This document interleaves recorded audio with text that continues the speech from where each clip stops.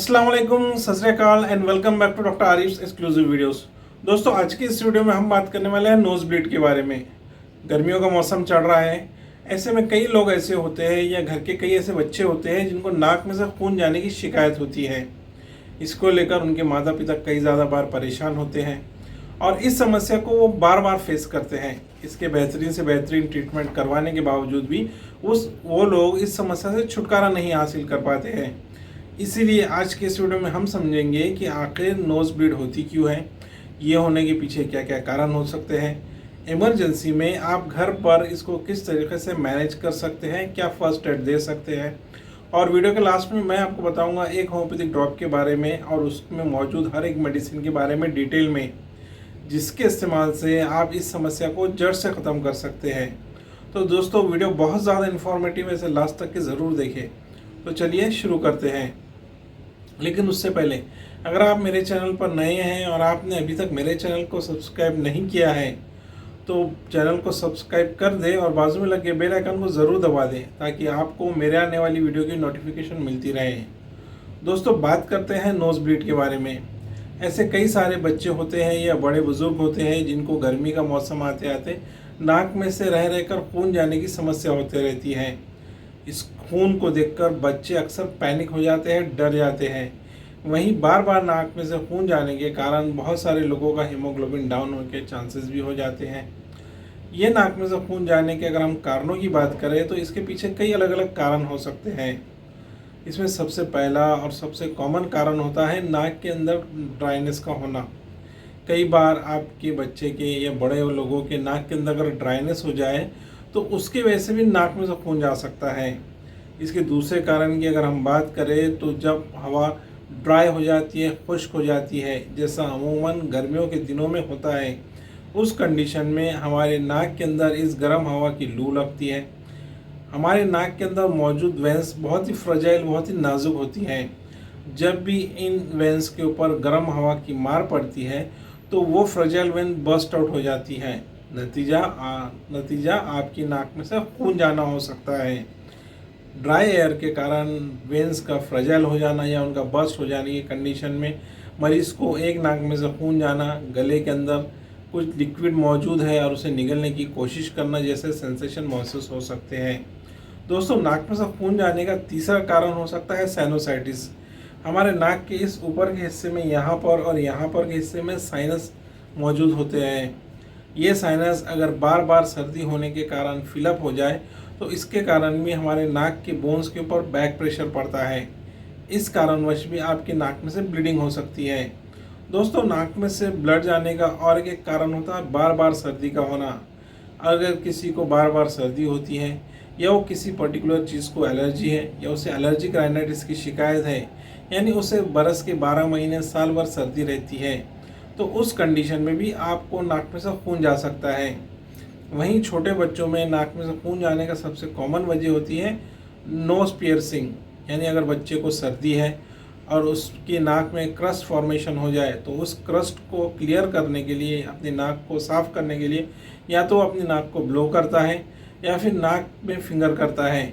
ऐसी कंडीशन में बार बार नाक में फिंगर करने से नाक के अंदर मौजूद वेंस फ्रजाइल बर्स्ट हो जाती है और नोज ब्लीड हो सकती है। दोस्तों, ये तो हो गई नाक में होने वाली ब्लीड के कारणों की बात। अब बात करते हैं कि अगर इमरजेंसी में अगर आपके बच्चे को नोज ब्लीड होने लगे या आपको नोज ब्लीड होने लगे तो आपको क्या क्या करना चाहिए। कई बार हमें हीट के वजह से ट्रैवलिंग के दौरान या शादी फंक्शनों के दौरान नोज ब्लीड हो सकती है। कई बार बहुत ज़्यादा एग्जर्शन के दौरान भी नोज ब्लीड हो सकती है। ऐसे में 4-5 चीज़ों को आप अगर टैकल कर लेते हैं तो उस कंडीशन में नोज ब्लीड को आप टेम्परवरी उस सिचुएशन में कंट्रोल कर सकते हैं। इसके लिए आप कुछ फर्स्ट एड चीज़ें इस्तेमाल करनी है। यानी अगर आपके बच्चे के या आपके नाक में से ब्लड जा रहा है तो देखिए कि आपके आसपास बर्फ़ मिल सकता है क्या। कोई भी कोल्ड चीज़ अगर हम आपकी बॉडी पे अप्लाई करते हैं तो वो बॉडी के ऊपर वासो कंस्ट्रिक्शन एक्शन अप्लाई इफेक्ट देती है। वासो कंस्ट्रिक्शन यानी नसों का एक जगह का सिकुड़ जाना। अगर आपकी नाक में से खून जा रहा है तो आप बर्फ़ का एक पीस लेकर नाक के इस हिस्से पे ऐसे और ऐसे और यहाँ पर थोड़ी देर के लिए 3 से 4 मिनट के लिए मलें। इससे होगा ये कि नाक के अंदर की वेसल्स थोड़ी देर के लिए कंस्ट्रिक्ट हो जाएंगी और आपकी ब्लीडिंग रुक जाएंगी। वहीं नोज़ ब्लीड को रुकाने के लिए ज़रूरी है कि मरीज़ को फ्लैट सरफेस पर 5 से 10 मिनट के लिए लिटा दें। उसकी नाक को बार बार साफ़ करने की बिल्कुल भी कोशिश ना करें। उसके हेड को उसके बॉडी के फ्लैट पोजीशन में रखें। बॉडी के पोजीशन से हेड को कभी भी ऊपर ना रखें और उसके पैर को भी फ्लैट रखें। मरीज़ को लिटा दें। उसकी नाक के ऊपर बर्फ़ के टुकड़े से, आइस के टुकड़े से लोकल एप्लीकेशन करें। वहीं ज़रूरी है कि नाक को 1 से 2 मिनट के लिए दबा कर रखें अगर मरीज़ होश में है तो। अगर मरीज़ बेहोश है तो नाक को दबाने की कोशिश बिल्कुल भी ना करें। अगर मरीज़ होश में है तो उसकी नाक को 2 से 3 मिनट के लिए पिंच करके रखें और उसे मुंह से सांस लेने की एडवाइस करें। ऐसा करने से वहाँ पर थ्रोम्बोसाइटिक एक्शन डेवलप होता है और नाक के अंदर की वेंस में ब्लड के कोगुलेटिंग फैक्टर डेवलप होकर वहाँ ब्लड जाना रुक जाता है। इन सभी चीज़ों को फैक्टर अप्लाई कर आप नाक में जाने वाले खून को रोक सकते हैं। दोस्तों, अब बात करते हैं इसके होम्योपैथिक इलाज के बारे में। होम्योपैथिक इलाज में आपको एक होम्योपैथिक ड्रॉप लाना है। जो होम्योपैथिक ड्रॉप बहुत ही बेहतरीन ढंग से आपके नाक में जाने वाले अलग अलग कारणों से भी हो तो एक ही ड्रॉप इन सब कारणों को कवर अप करके आपका ट्रीटमेंट कर सकता है। इसके लिए आपको यूज़ करना है होम्योपैथिक का REPL रिपेल कंपनी द्वारा इस्तेमाल किए जाने वाला drop number 71। Repel 71 number drop की मैं यहाँ एक फ़ोटो लगा दूंगा जिससे देखकर आप उस ड्रॉप को पहचान जाएंगे। दोस्तों, REPL के इस रिपेल कंपनी के 71 ड्रॉप, जिसे आमतौर पर नोज ब्लीड ड्रॉप भी कहा जाता है, उसमें 5 अलग अलग इंग्रेडिएंट्स मिले हुए हैं। इस पाँचों अलग अलग इंग्रेडिएंट्स अलग अलग एक्शन से नोज ब्लीड को कंट्रोल करने में मदद करती है। दोस्तों, REPL के कुछ ही दिन के इस्तेमाल के बाद आप नोज ब्लीड से छुटकारा हासिल कर सकते हैं। दोस्तों, समझते हैं इसमें मौजूद पाँचों होम्योपैथिक इंग्रेडिएंट्स के एक्शन के बारे में। पहली मेडिसिन जो इसमें डली हुई है वो है नाइट्रोमूर 6X। नाइट्रोमूर हमारी नाक के ऊपर के हिस्से में होने वाले दर्द और नाक में से जाने वाले खून को कवर अप करने में बहुत इम्पोर्टेंट मेडिसिन है।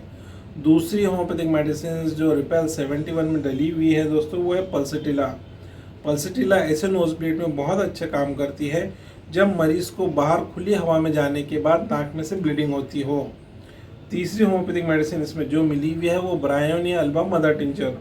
ब्रायोनिया अल्बा मदर टिंचर अक्सर ऐसे लोगों को फ़ायदा पहुंचाती है जब नाक के ऊपर के हिस्से में सूजन और उसके साथ साथ नोक में से ब्लीडिंग हो। चौथी होम्योपैथिक मेडिसिन जो इसमें डली हुई है दोस्तों, वो हेमामेलिस मदर टिंचर। हेमामेलिस ये होम्योपैथिक का एक एंटीकोगुलेंट मेडिसिन की जैसा मेडिसिन है जो किसी भी प्रकार के ब्लीडिंग को रोकने के लिए बहुत ही कामयाब, बहुत ही इफेक्टिव मेडिसिन है। हेमामेलिस हर प्रकार की ब्लीडिंग को कुछ ही दिन में रोक देता है। दोस्तों, वहीं पांचवी मेडिसिन जो इसमें डली हुई है वो है मर्स और 6X। मर्स और 6X ऐसे लोगों को बहुत ज़्यादा फ़ायदा पहुंचाती है जिनको बार बार सर्दी जुकाम होने की वजह से नाक में से ब्लीडिंग होती है।